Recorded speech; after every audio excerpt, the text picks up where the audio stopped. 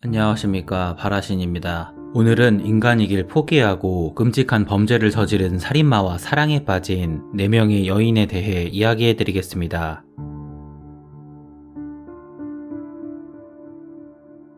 처음으로 소개해드릴 여성 캐롤 앤 부는 미국 역사상 가장 악명 높은 연쇄 살인범 중 한 명인 테드 번디를 사랑한 여인이었습니다. 테드 번디는 1970년대 미국 전역에서 끔찍한 범죄를 저질렀음에도 불구하고 잘생긴 외모와 화려한 언변으로 그 당시 연쇄살인의 귀공자로 불리며 수많은 팬을 양산한 범죄자였습니다. 테드 번디와 캐롤은 1974년 워싱턴주 올림피아에서 처음으로 만났습니다. 당시 두 아이의 엄마였던 캐롤은 테드 번디와 같은 직장에서 일하고 있었고 둘은 함께 일하면서 금세 연인 사이로 발전합니다. 하지만 당시 테드 번디는 캐롤과 사귀는 동안에도 다른 여성들을 대상으로 끔찍한 범죄를 저지르고 있었습니다. 놀랍게도 캐롤은 초반에 이 사실을 전혀 모르고 있었다고 합니다.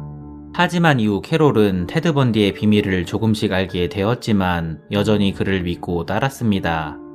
1975년 테드 번디가 처음으로 체포되었고 15년의 실형을 받고 감옥에 투옥되었지만 캐롤은 계속해서 테드와 편지로 연락을 주고받았고 수시로 그가 있는 감옥에 면회를 하러 갔다고 합니다. 이후 테드 번디는 감옥에서 3번이나 탈옥에 성공하였고 감옥에서 나올 때마다 끔찍한 범죄를 여러 차례 저지릅니다. 사람들은 테드의 탈옥과 도피 생활을 캐롤이 도왔을 것으로 추측하고 있지만 결정적인 증거는 발견되지 않았다고 합니다. 1979년 5월 9일 플로리다주 마이애미에서 그의 첫 재판이 시작됩니다. 당시 테드 번디의 재판은 미국 전역은 물론 전 세계에 생방송으로 중계됩니다. 캐롤은 테드가 다수의 살인죄로 유죄 판결을 받을 것이 확실했음에도 불구하고 계속해서 연인 테드의 편을 들며 그의 무죄를 주장합니다.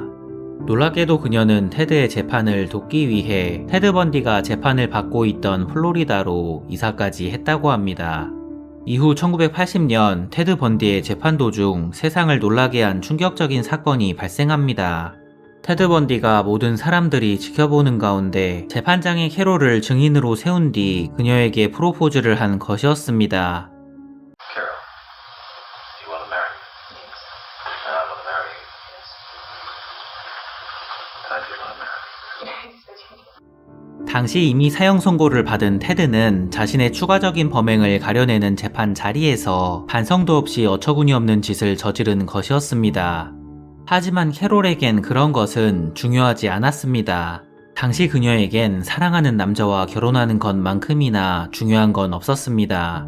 이후 두 남녀 사이에 더욱더 충격적인 일이 발생합니다. 캐롤이 테드 번디의 아이를 가지게 되는 것이었습니다.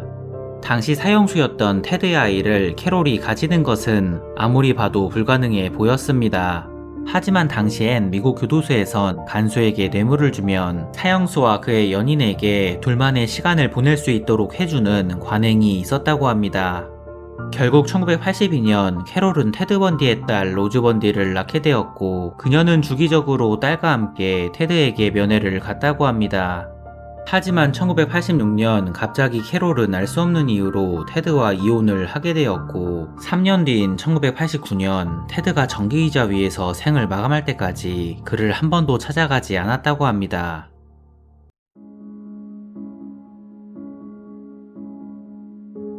두 번째로 소개해드릴 여성 도린 리오이는 1980년대 미국 LA와 샌프란시스코를 공포에 떨게 한 살인마 리처드 라미레즈를 사랑한 여인이었습니다.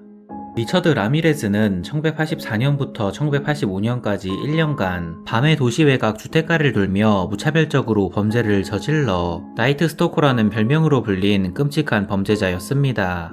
리처드에게 당한 피해자들은 그와 아무런 관계도 없었고 야밤의 영문도 모르고 그에게 당한 것이었습니다. 당시 현장에 사탄의 표식을 남겼던 악마 숭배자 리처드 라미레스는 마침내 1985년 8월 한 편의점에서 경찰들에게 체포됩니다.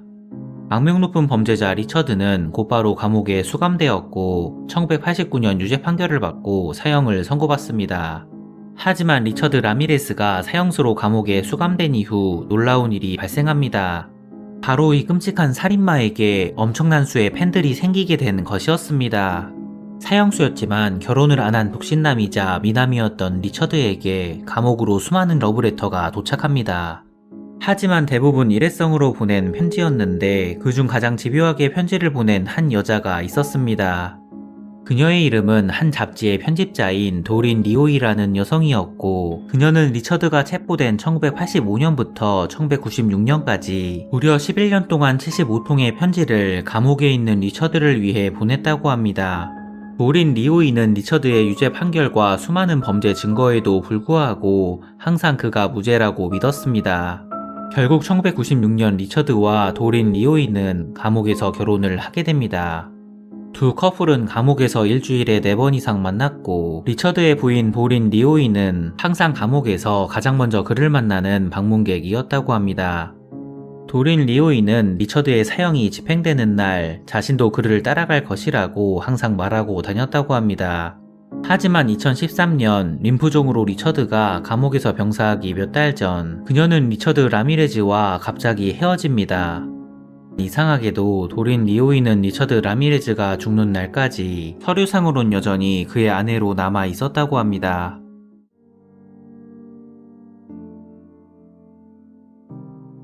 세 번째로 소개해드릴 여성 로잘리 마르티네즈는 트럭 운전기사 출신 사형수이자 자신의 의뢰인인 오스카 레이 볼린이라는 남자와 사랑에 빠진 여인입니다. 오스카는 3명의 여성을 살해한 혐의로 체포되어 사형 선고를 받은 남자로 판결 이후 계속해서 무죄를 주장해 왔습니다. 1995년 당시 국선 변호사 사무실에서 일하고 있었던 로잘리는 우연한 기회로 오스카를 만나 그의 사건을 맡게 됩니다. 놀랍게도 로잘리는 오스카의 사건을 맡게 되면서 그와 급속도로 가까워졌고 결국 오스카와 사랑에 빠지게 됩니다. 당시 로잘리의 집은 부유했으며 남편과 4명의 딸을 둔 실력 있는 여성 변호사였습니다.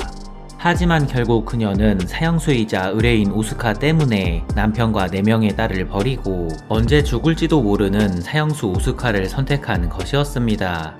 로잘리는 오스카를 만나기 전까진 하루하루가 무료했고 항상 어디론가 탈출하고 싶은 기분이었다고 합니다.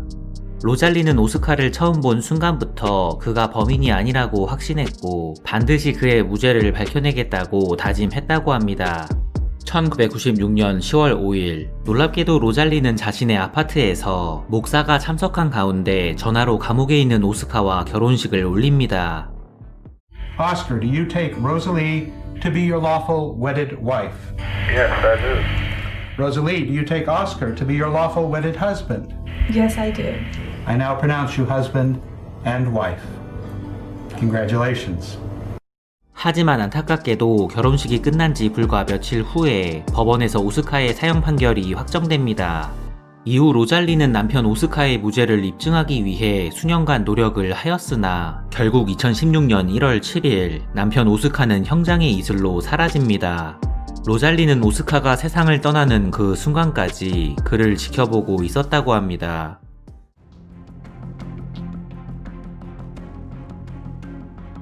마지막으로 소개해드릴 여성 리넷 프롬은 미국의 악명 높은 범죄자 찰스 맨슨을 사랑한 여인입니다. 찰스 맨슨은 강력한 카리스마로 60년대 미국에서 히피 문화를 추종하는 사람들을 모아 맨슨 패밀리라고 불리는 범죄 집단을 만들었습니다. 1967년 리넷 프롬도 찰스 맨슨의 철학과 사상에 매혹되어 맨슨 패밀리의 일원이 되었고 그들과 함께 각종 범죄를 저지릅니다. 하지만 결국 찰스 맨슨은 1969년 살인 혐의로 체포되어 1972년 종신형을 선고받게 됩니다. 찰스 맨슨의 종신형 소식을 접한 리넷 프롬은 그의 무죄를 주장하며 법원 밖에서 찰스 맨슨의 석방을 요구하는 시위를 하게 됩니다. 심지어 찰스 맨슨이 수감된 교도소 근처인 세크라멘토로 거처를 옮긴 뒤 그의 석방을 위한 시위를 계속해서 이어나갔습니다. 하지만 아무도 그녀에게 관심을 주지 않았고 결국 리넷 프롬은 찰스 맨슨의 석방을 위한 특단의 조치를 내립니다. 바로 당시 미국 대통령이었던 포드 대통령을 암살하기로 한 것이었습니다.